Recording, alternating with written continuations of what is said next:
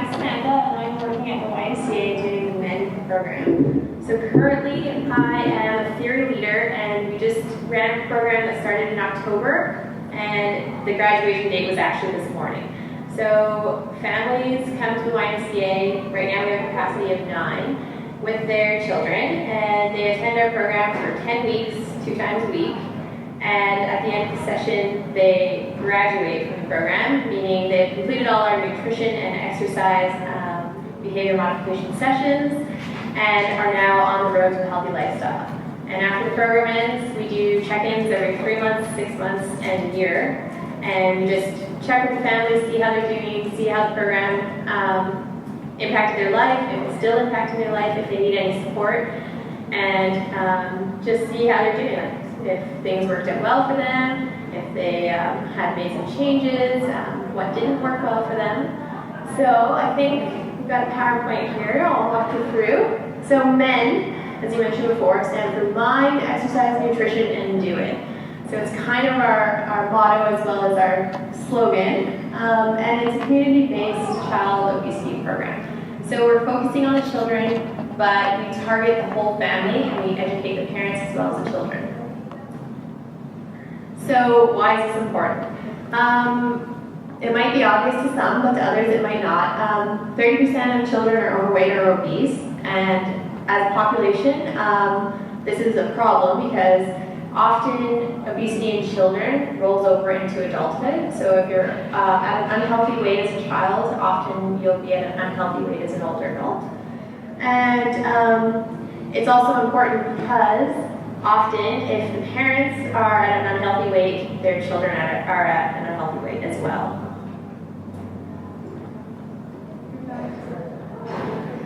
So MEND is funded by the Childhood Obesity Foundation.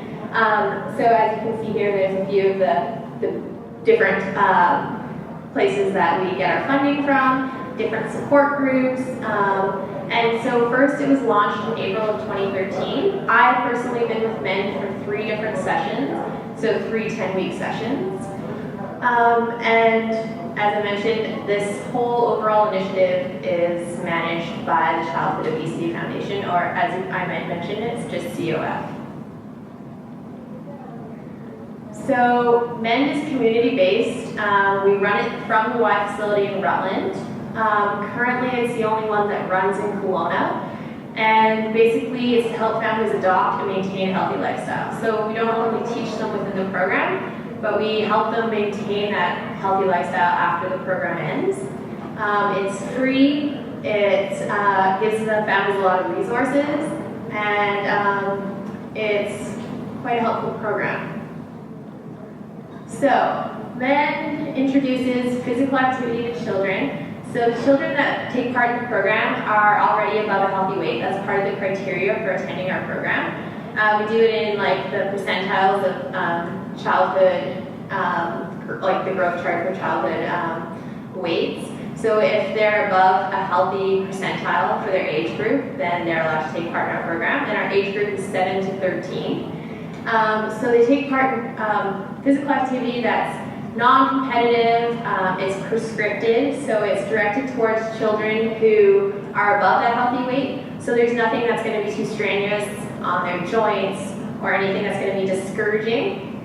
We also do nutrition education. So MEND is twice a week, as I mentioned, for 2 hours. The first hour we do behavior modification, and we do nutrition targets, goals, rewards, those kind of activities, and teach the children and their parents about nutrition. So that kind of leads us into the parent involvement. It's not just teaching the children or just teaching the parents. We have the children and parents work together and make it a whole family cooperative program. So to families, it's fun, it's creative, and it's provided in a safe environment where everybody's kind of in the same situation and can share their stories, and there's going to be no judgment or any kind of things that will make them feel uncomfortable about these sensitive topics. So this is kind of the breakdown of what MEND is. So for Mind, we have our behavior change. So it's experimental learning, so it's more directed towards actually addressing behaviors that families might not have noticed. And it's also more of a working in the group setting. So as I mentioned, everybody's within the same age bracket and they're all above healthy weight. So it's peer modeling, it's parent modeling, it's motivation from the others around them. Also, exercise, as I mentioned, group-based. So all the games we play together, it's not really one-on-one skill development, it's cooperative. And we do land and water. So at the YMCA we have the pool. Water exercises are great if you're above a healthy weight, it's easier on your joints, it's fun, it's engaging. So we take the children for a few sessions in the pool, we do a few sessions on land. We kind of try to incorporate everything so that if people don't want to go in the pool or are uncomfortable with water, they also get a taste of gym time and other activities. And then nutrition. So we have what we call nutrition targets. They're like goals that we have the families work towards throughout the program. And they're things like using the Canada Food Guide as a background, and we're like, okay, a nutrition target might include one item from each food group in your daily meals. As well, nutrition targets can be like, make sure you're drinking enough water, make sure today you try to drink 6 to 8 cups of water. And then we do education because they might not know what our nutrition targets are based on. They're like, okay, water is great, but why is it important to drink water? Or is it okay to drink pulp instead of water, or juice instead of water, milk? So we do an education portion on like fats and sugars, the importance of fats and sugars, the importance of portion control, portion size, and we give demos, so we show this is how much sugar, this is how much fat is in common daily items. It's based in reality, it's based in family setting, and we at one point take them to Save on Foods and we do a grocery store tour.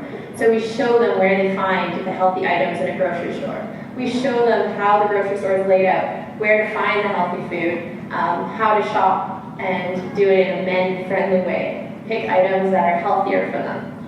And finally, do it. So get out there, exercise, take on your healthy lifestyle, use your resources, and we have what's called MEND World, which I'll talk about in a little bit, which is the after program continuation. Because as I mentioned before, we want this to be a lifestyle change, not just a change while they're in the program. So MEND is free, it's fun, it's for the whole family, it's a place to meet friends and have support, and it's a place to learn new things that you might not have known about. It's definitely not a diet.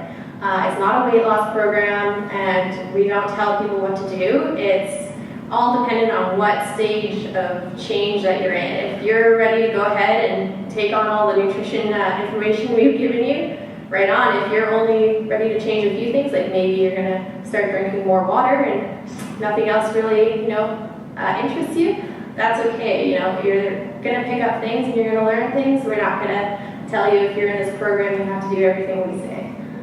So this is the layout. So as I was mentioning, with the parents, we do what we call theory sessions. The second hour is parents only. That's when the kids go to the gym and they do their exercise.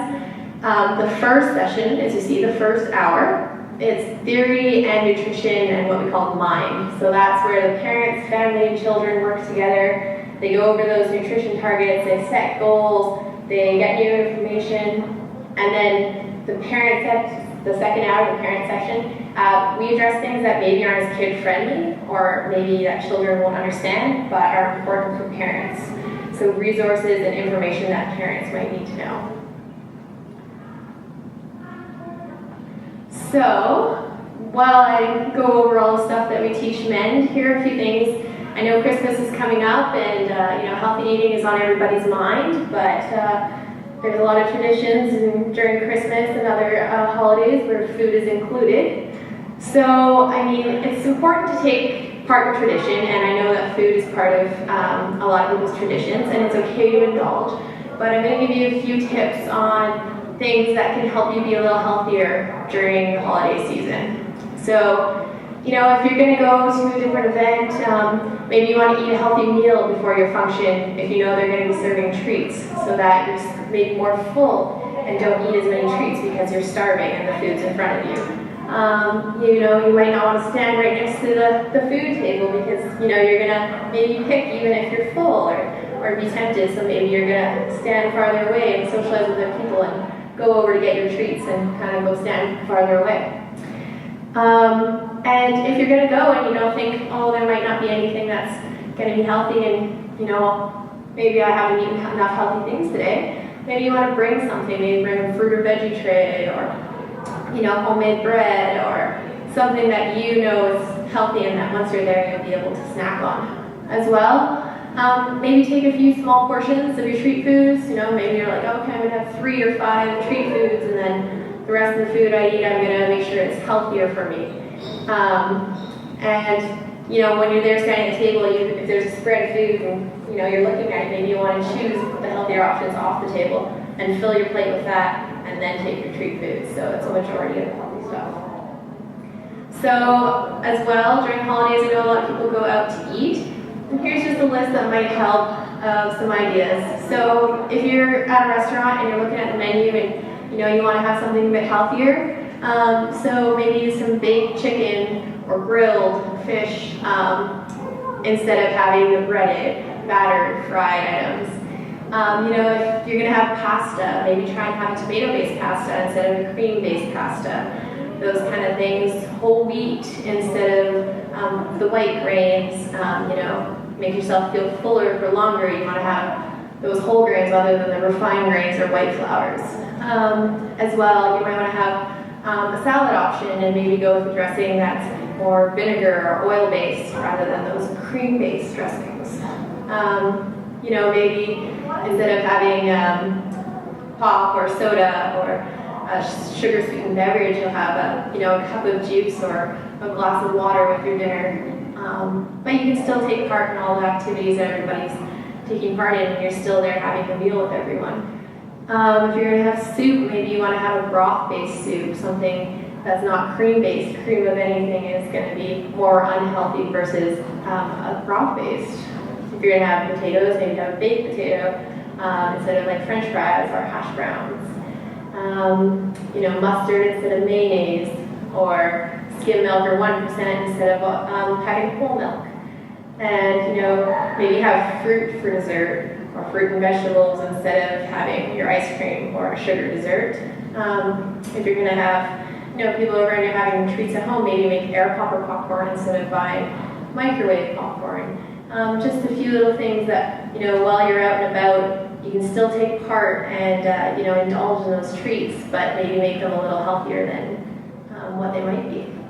So those are all the holiday tips I have for you, and I hope you learned a bit about MEND. I know there's a question session after this, so if you have any questions, MEND's quite a big program, so feel free to ask me, but I think I'll pass on the mic here, and yeah, thanks for listening.